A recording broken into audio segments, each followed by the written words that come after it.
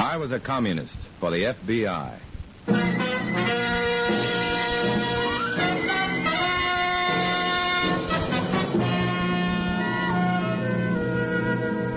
Starring Dana Andrews in an exciting tale of danger and espionage. I was a communist for the FBI.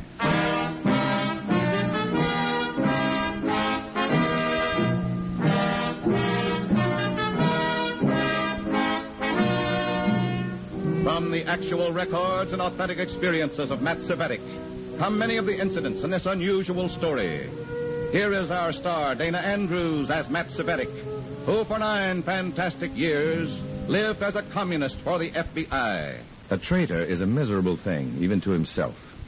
During those 9 long, endless years I spent as a communist for the FBI, the overwhelming feeling of treachery never left me. And yet you, mister, never seemed to feel a thing. Maybe you ignored it because of your sense of fair play. Maybe the wind of red propaganda confused you. Whatever the cause, ignorance or indifference, this attitude is dangerous. I want you to hear my story. It's the story of communism. In a moment, listen to Dana Andrews as Matt Cvetic, Undercover Man.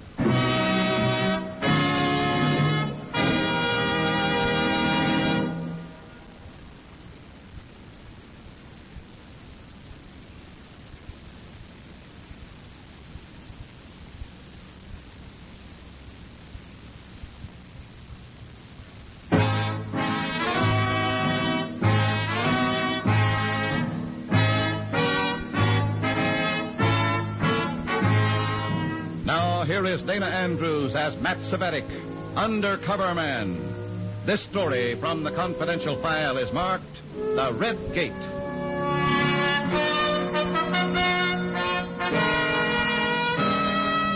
You lost no time getting here, Comrade Cvetic. I don't like to keep cell leaders waiting, Comrade Millar, especially when I'm told they want to see me immediately. This is a matter of great importance. Your success or failure on this mission may mean the success or failure of the party at some future date. Go on.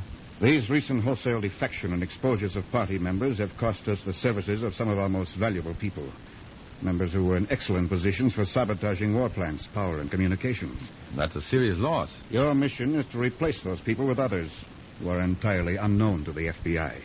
Recruiting trustworthy people isn't an overnight job, Comrade. This is not recruiting, Comrade Cvetic. Our replacements are waiting below the Mexican border. Your assignment is to get them across that border into this country. Alone? You'll have all the help you need when you get to the West Coast. When do I leave? Even I won't know until I pick up your tickets. New York made the arrangements. Afraid of possible information leaks, eh? Obviously. Go to your hotel and get your things together. I'll bring your tickets there within the next hour.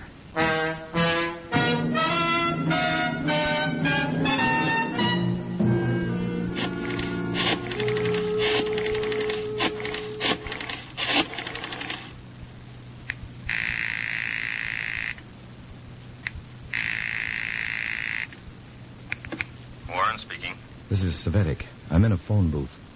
Go ahead.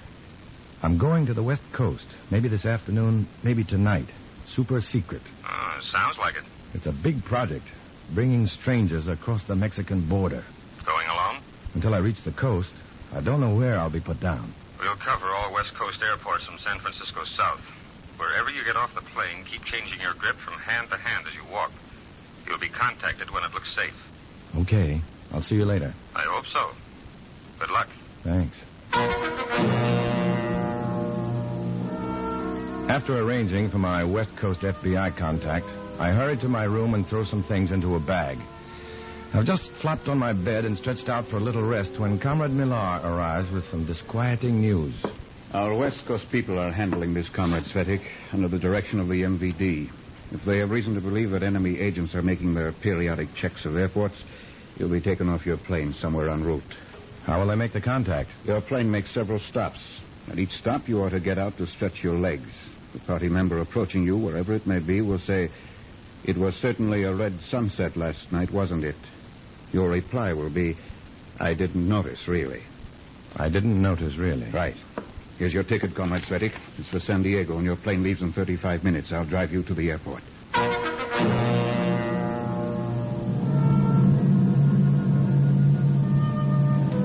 Comrade Millar stays at my side until I board the plane and stands watching until we take off. So I had no chance to notify the FBI of the possibility of my leaving the plane before it reaches the West Coast airports that they're watching. Following orders, I get out at each stop, but no attempt is made to contact me. I'm beginning to relax. Then, as the plane circles the field at Albuquerque, the man sitting next to me speaks. It was certainly a red sunset last night, wasn't it? It's seconds before I realize the significance of what he said. Then I managed to stammer. I didn't notice, really. Take your bag when you get off this time. Right. Walk to the airport parking lot and wait for me at the entrance. I'm Comrade Colma. You're under my orders.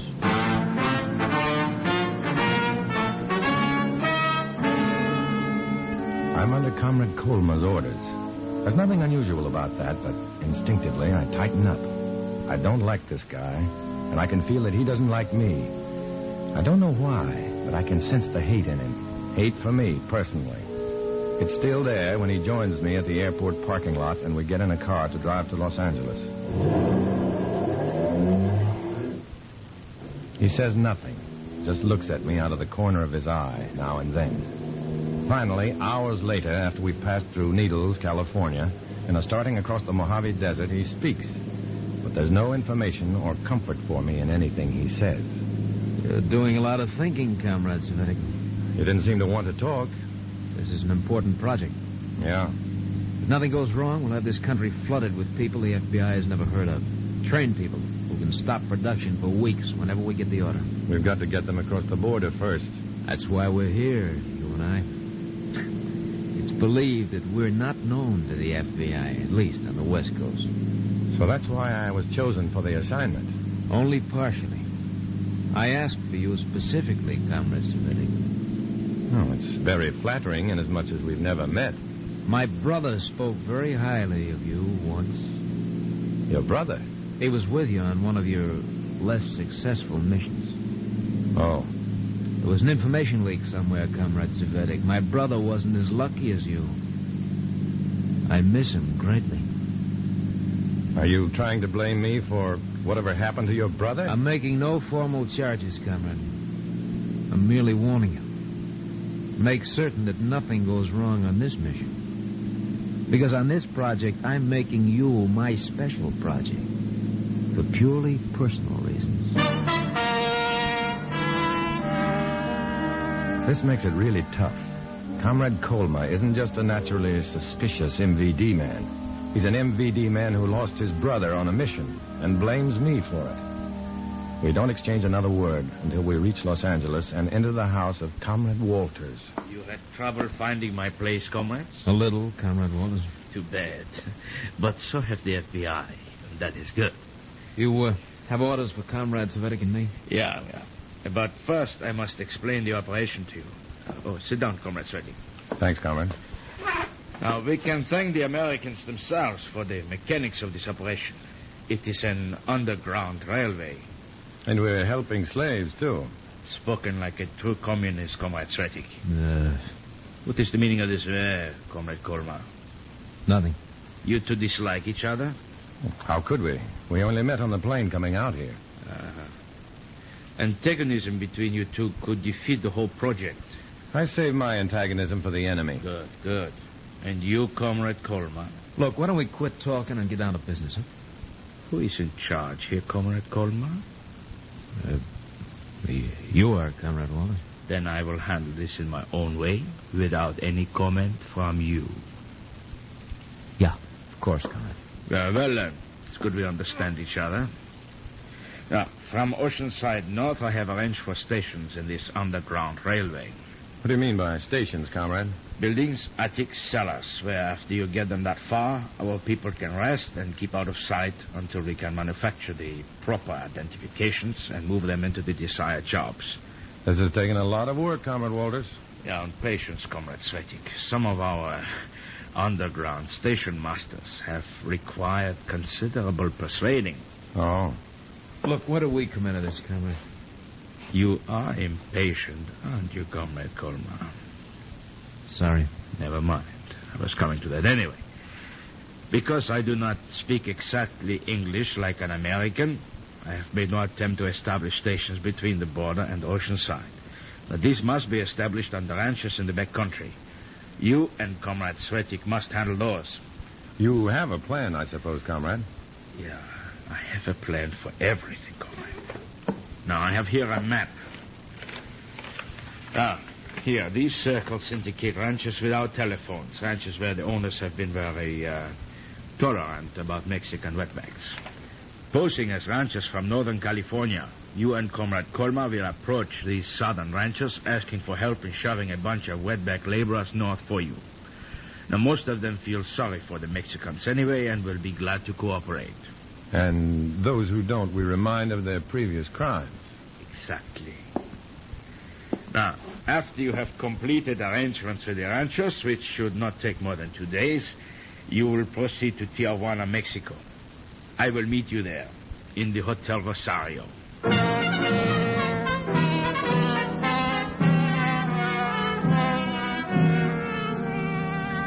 For 2 days, Comrade Colma and I drive the back roads of San Diego County, seeing nothing but ranches, reservations, and rattlesnakes. And Comrade Walters has the ranches pegged right. Of course, we promise that the wetbacks will do a day's labor for each rancher who gives them shelter, and that we'll pay for it at the other end of the line. It's a good deal for everybody. Even Comrade Colma acts almost human. And when we report to Comrade Walters at the Hotel Rosario in Tijuana, he's happy about the whole thing, almost. You have done very well, comrades. What's our next move? To send our people back over the route you have just followed. Unfortunately, we must wait a few days. Why? The Border Patrol has been suddenly, unaccountably reinforced. It is very strange. An information leak? Possibly. However, according to an informant who loiters near the Border Patrol station at the Tijuana gate, they are searching for a missing FBI undercover man.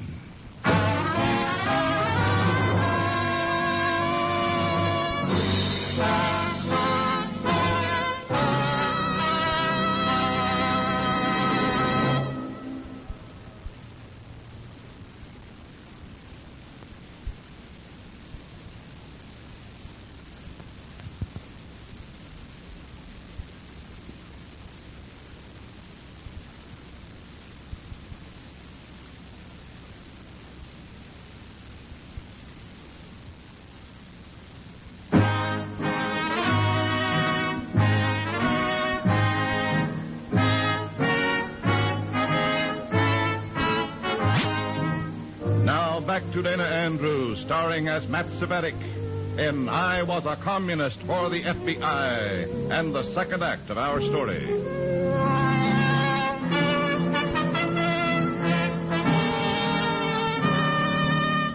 They're searching for a missing FBI undercover man. When Comrade Walters says that, I want to yell, dance, and sing. And it must show in my face because suddenly I realize that Comrade Walters and Comrade Colma are both staring at me curiously. You react strangely to this unfortunate situation, Comrade Cvetic. Strangely? How do you mean? Well, a suspicious man might think you're pleased by the search. Oh. No, as a matter of fact, I am pleased. Yeah, I thought so. And why are you pleased, Comrade Cvetic? Because any time an FBI undercover man is missing, comrade, you and I have one less rat to worry about. Yeah, that is one way of looking at it. This isn't going to change our plans, is it? It might. This requires thought. Plenty. And in order to think, I must eat. I could stand something myself. Then you go get some sandwiches, comrade. All right. What kind do you want? Oh, it makes no difference, just so there's plenty of them. Okay. Yeah, but you stay here, Comrade Colma. I need someone to talk to bounce ideas against. Because you are naturally disagreeable, you will argue and make me think. Comrade Cvetic will get the sandwiches.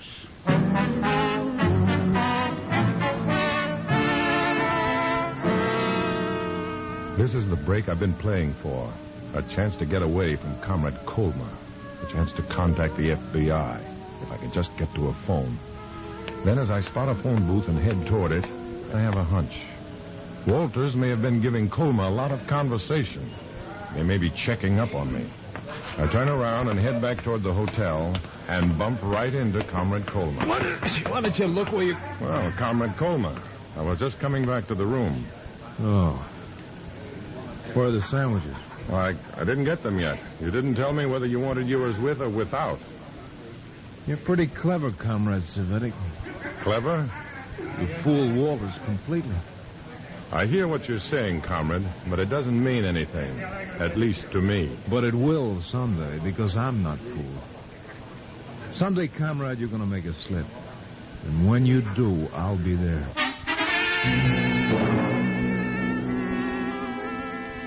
I know right then that there's no pretend about Comrade Colma. This is one MVD goon who can take it as well as dish it out. I'm not ready for a showdown, so I turn and go back to the hotel room where Comrade Walters is waiting. Where are the sandwiches, comrade? I forgot about them. Forgot about the sandwiches? That is what you went out for. Sure, but when I bumped into my shadow, I forgot all about them. That Colma, stupid. Look, Comrade Walters, if you don't think I'm right for this assignment, if you don't trust me, take me off it. Send me home. But I do trust you, like a comrade.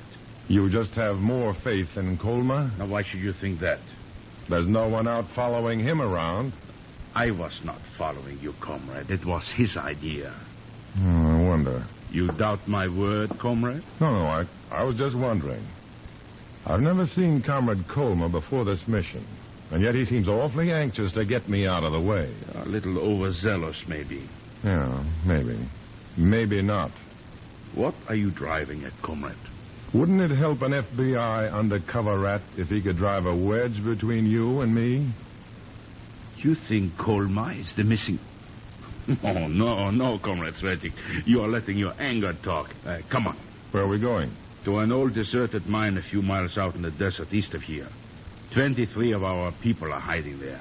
23? Yeah, all of them key production personnel and expert saboteurs. Comrade Walters does not engage in small projects. I didn't realize how very important you must be, Comrade. I am useful. Now let us be on our way, Comrade Cvetic. What about Colma? He gave you something to think about. We give him something to think about. Come along.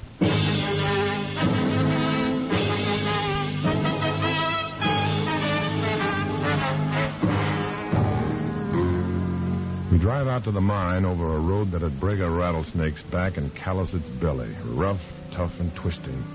And when Comrade Walters leads me into the mine tunnel, where our people are waiting, I get a real surprise. At least half of them are blue-eyed blondes. When we get back outside, I mention this to Comrade Walters.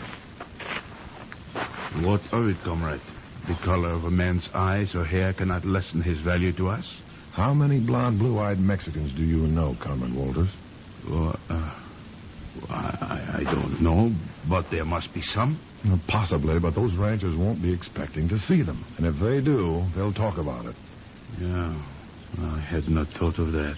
Well, you've been busy with bigger problems. Yeah, much bigger, comrade. But one little slip like this could cost us the entire project.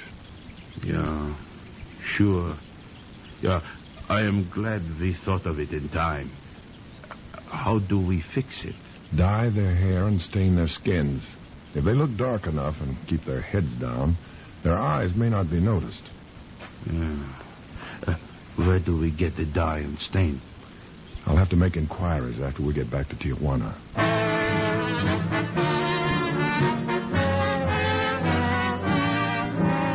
We drive back to the hotel and find Comrade Colma waiting for us. He's ready to blow his top.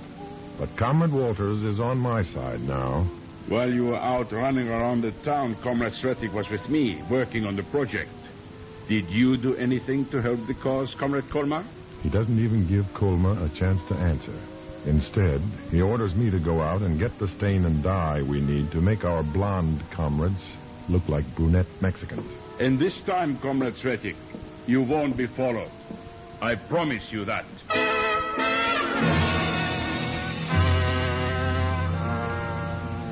Now maybe I have a chance. The first drugstore I go into has the stain and dye that I need, but I don't want to buy it in the first store. I want to attract attention.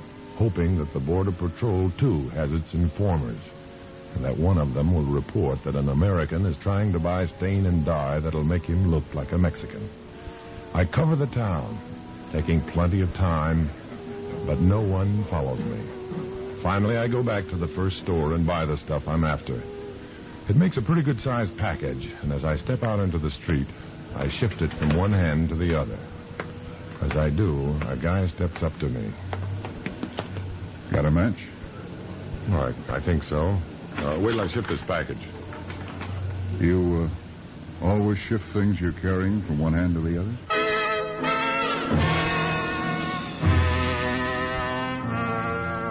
Shift things from one hand to the other. Then I remembered. When you get off the plane, shift your bag from one hand to the other. This is the recognition sign the FBI gave me before I left home. I grin before I answer. Usually I do when I get off plane. We missed you. Not half as much as I missed you. It was a smart move making a conspicuous buy of that stuff. I was afraid to phone. What's the setup? 23 trained saboteurs in an old deserted mine a few miles east.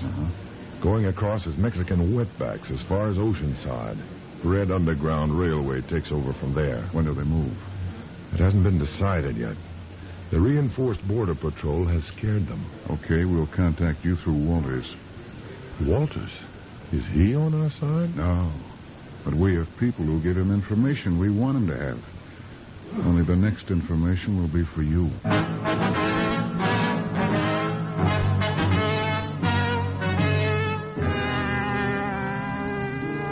Before I can mention that Walters has informants who are not working for the Bureau, the agent breaks the contact by walking into the crowded store and never looking back. Now I'm worse off than I was before. The Bureau will be sending me information, but Walters will be getting other information, and I won't know which is which. I'm in a great spot to lose my neck. And when I get back to the hotel room, I can see that Colma has been working on Walters again. You took plenty of time, Comrade Cvetic. Well, it isn't easy to buy large quantities of this stuff without arousing suspicion, Comrade Walters. What makes you think you were successful? What makes you think I wasn't? The Border Patrol was informed that an American was buying stain and dye to make him look like a Mexican. When did you hear that? When you were out shopping. Or whatever it was you were doing. Here are the packages. We're going to have to move fast, Comrade Cvetic. You give the orders, I'll follow them. We're going out to the mine immediately. We will make up our people to look like Mexicans and go across the border tonight. Tonight? There will be no moon. We will start as soon as it is dark. But what about the Border Patrol? While you and I were gone this afternoon, Comrade Colma was working too. Yeah? Yeah. I was able to enlist the services of several experienced Mexicans. Men who've made the trip across the border many times. They will lead our parties.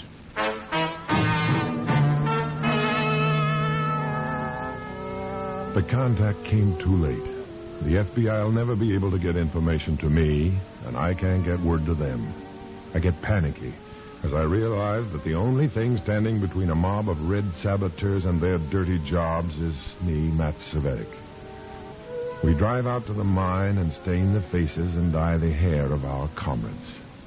Finally, it's dark, and the Mexican guides Colma has arranged for come to pick us up. There are 7 of us, senor. Split your party into equal groups, and we will get started. Split them up, Colma, Cvetic. Do we go in the same party, Comrade Walters? Or do we 3 split up, too? We are not going with them, Comrade Cvetic. Why not? Why should we? We came across the border openly. We will go back the same way. But if there's trouble, will these people be able to work their way out of it? Maybe you are right. Maybe we should go with them, Comrade Cvetic. What do you think, Comrade Colma?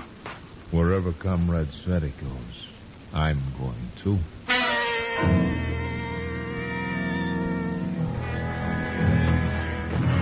After hiding our car in an old shed where it won't attract attention, we head for the border, single file, to cross at a spot where our guides assure us is perfectly safe. We've walked and slipped and stumbled over about 3 miles of desert when the leader of our entire party passes between 2 close-set rocks and disappears, followed by the others. By Comrade Walter's orders, I'm the last man in the last group, guarding against strays and stragglers.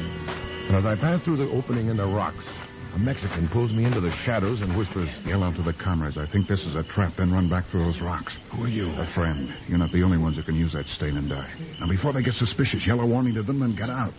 Comrade Cvetic. Oh, yes, Comrade Walters? What are you doing? Why aren't you here? Yell your warning. Well, I think this is a trap, Comrade. What? I think this is a trap. I'm getting out of here. Follow me. Stop him! Stop that man! I'll stop him, friend. I'll stop him.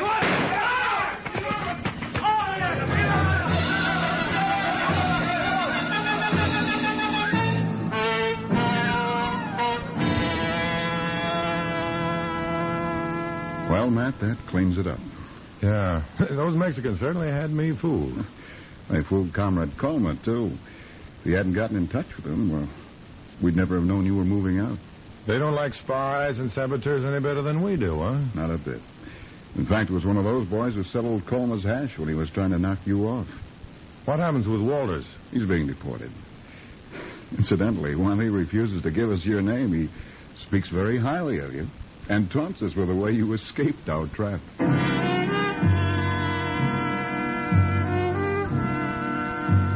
Comrade Walters admired me.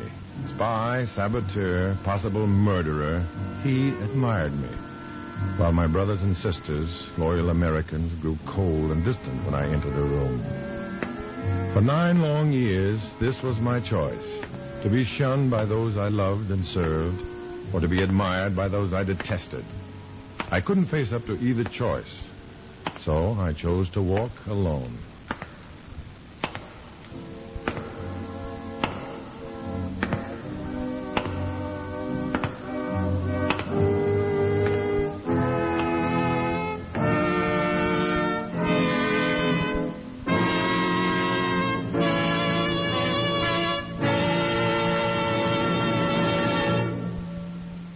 Dana Andrews will return in just a moment.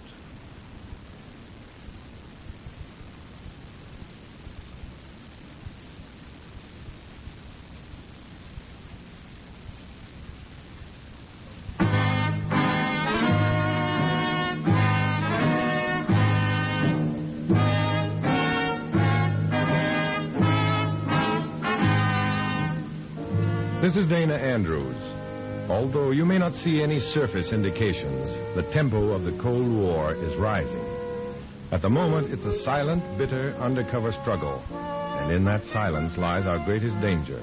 If we feel that we can relax, we can't. To protect innocent persons, the names, dates, and places you've heard mentioned are fictitious. But there's nothing fictitious about the danger. Next week, we'll bring you another strange adventure based on the fantastic experiences of Matt Cvetic. Join us, won't you?